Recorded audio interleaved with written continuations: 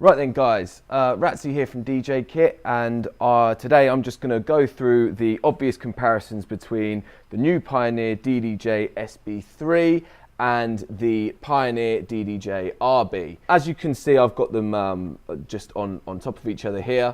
I should say at this point that this RB obviously has customized knobs. They are very similar in size and in weight. The first obvious massive difference is that the DDJ-RB works with rekordbox software, whereas the SB3 works with Serato. So as I said in my previous video when I unboxed the SB3, you can see the silver jog wheels compared to the black.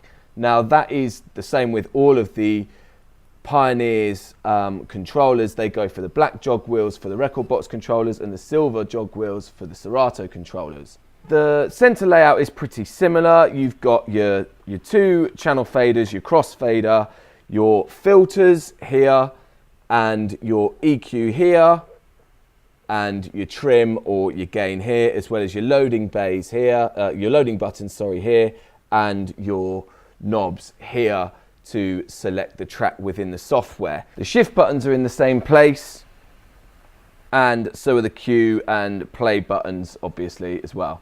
One of the differences between the SB3 and the RB is that with the SB3 you can go 4 decks by pressing this button or this button, whereas the RB obviously doesn't have that, it's missing here.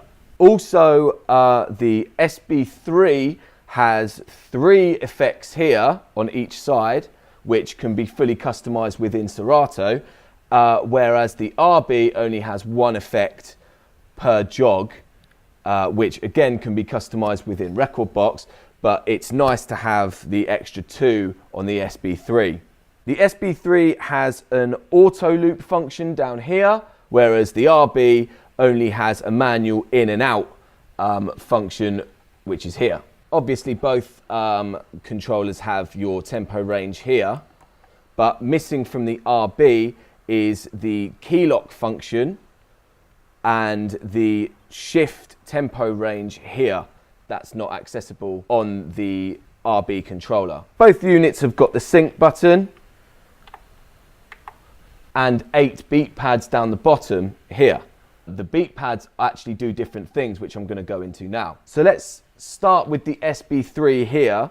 You've got hot cues, FX fade, pad scratch and sampler. They're your primary beat pad functions, and then your secondary, which you access through the shift button, is beat jump, roll, slicer and trans.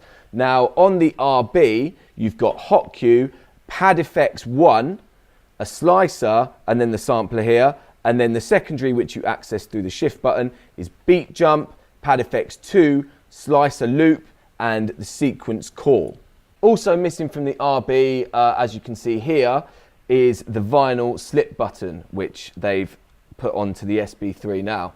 So as you can see, both units have got the same inputs and outputs on the back. So you've got your USB outputs here, which go into your laptop. You don't need, this controller doesn't need any plugs into the wall. It is powered by your laptop. It's got your master RCAs here, right and left, no XLRs on either of the controllers, and then the microphone inputs here with the level knobs there. So exactly the same like that, but the SB3 has got the nice little Serato logo on the back here. So there's your simple comparison between the new Pioneer DDJ-SB3 and the Pioneer DDJ-RB. Pretty simple stuff, like I say, but hopefully it will answer some questions that you guys have been asking.